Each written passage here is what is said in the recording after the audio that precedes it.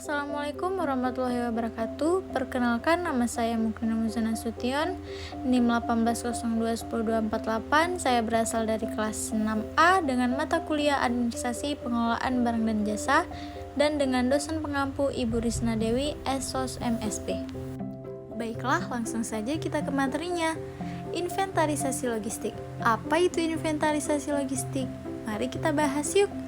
Inventarisasi adalah suatu kata yang berasal dari bahasa Inggris yang berarti barang ataupun bahan milik perusahaan untuk diolah kembali menjadi produk penjualan atau perbaikan.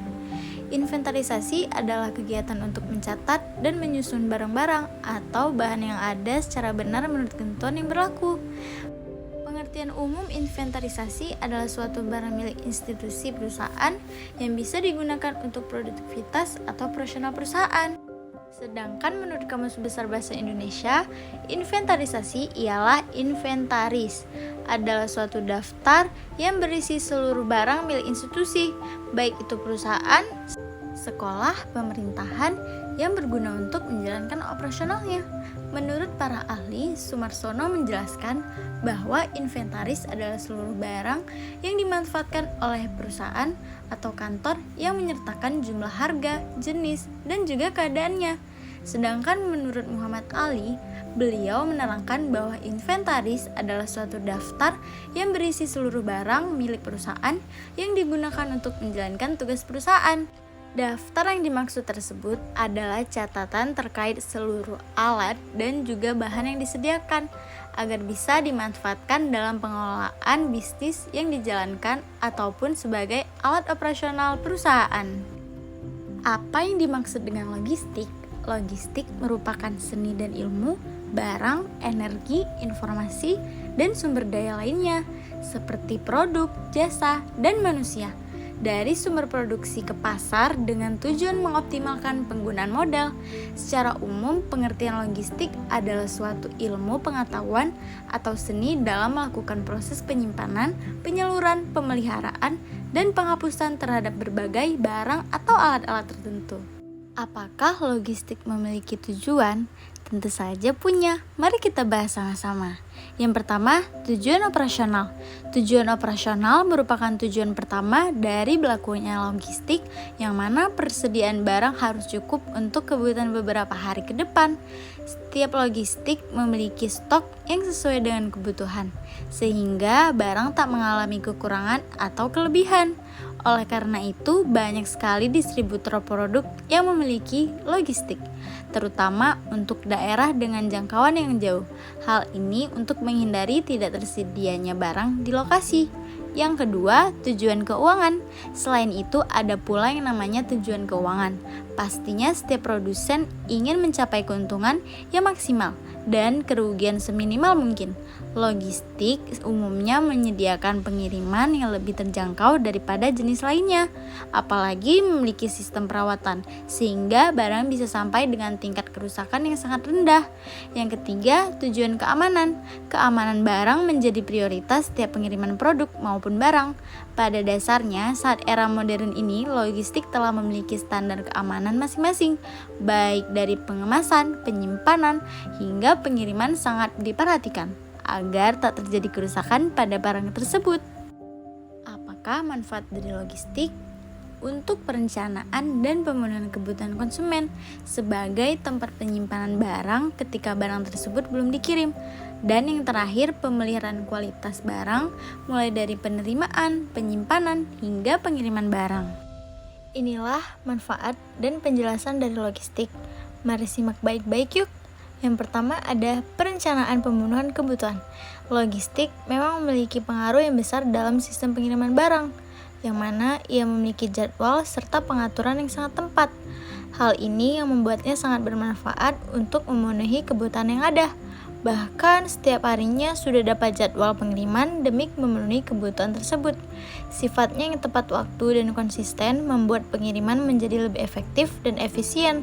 Tentu saja sangat bagus untuk pengiriman barang yang masuk ke dalam kebutuhan pokok, sehingga saat tengah-tengah masyarakat tidak terjadi kekurangan ataupun kelebihan barang.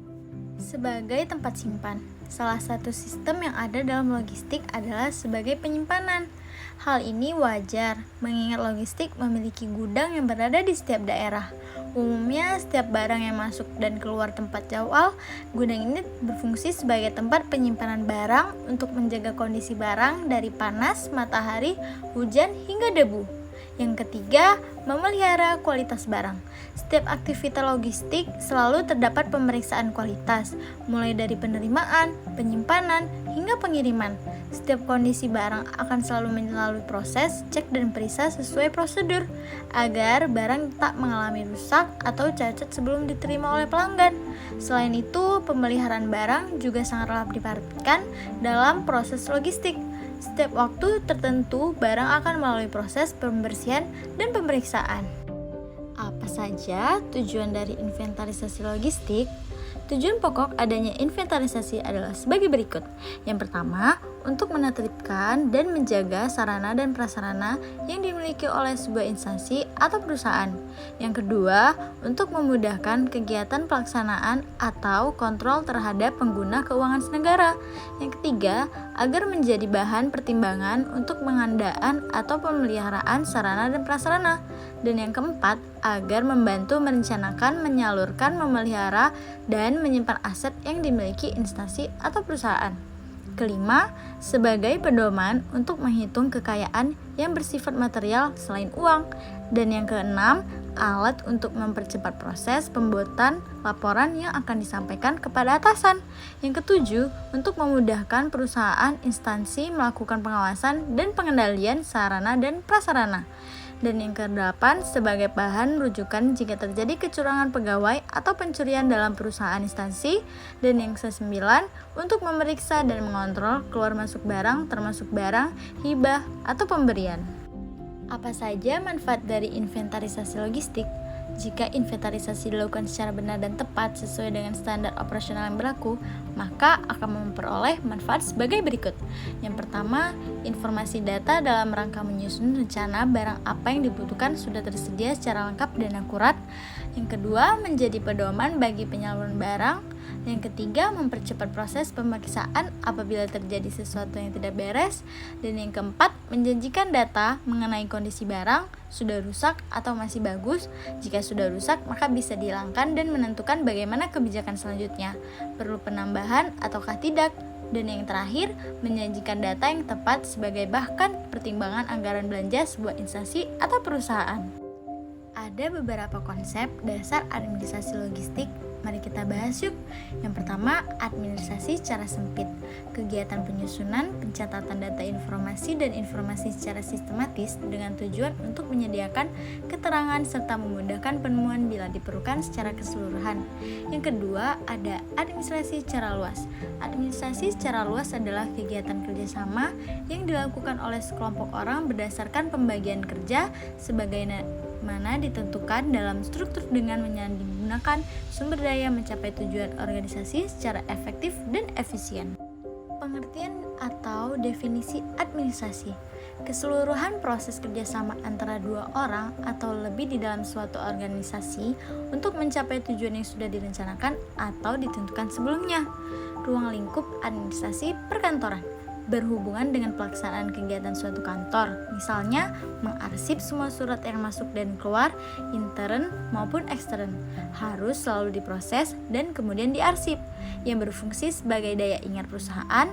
Ruang lingkup perkontraan lainnya adalah surat menyurat. Semua perusahaan pasti selalu membuat surat, entah surat bisnis atau surat dinas, demi kelancaran aktivitas kantor dalam mencapai tujuan.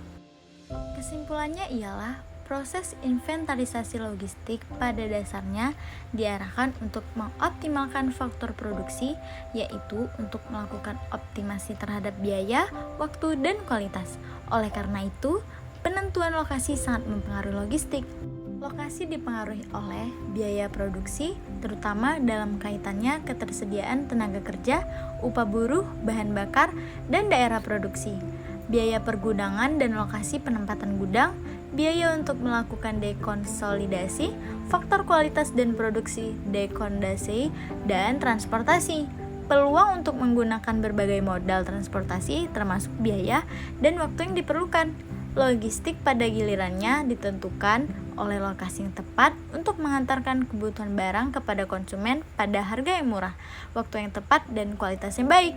Dengan pengelolaan manajemen logistik dan pengelolaan manajemen persediaan yang baik, maka tujuan perusahaan bisa tercapai dengan cepat dan tepat. Untuk itu, berbagai tantangan harus benar-benar bisa ditangani oleh suatu perusahaan. Kegiatan ini harus didukung dengan pelayanan yang baik dan bisa memberikan kepuasan pelanggan agar setiap produk yang dihasilkan memberikan manfaat yang tepat kepada pelanggan. Sekian dan terima kasih, hanya ini yang bisa saya sampaikan.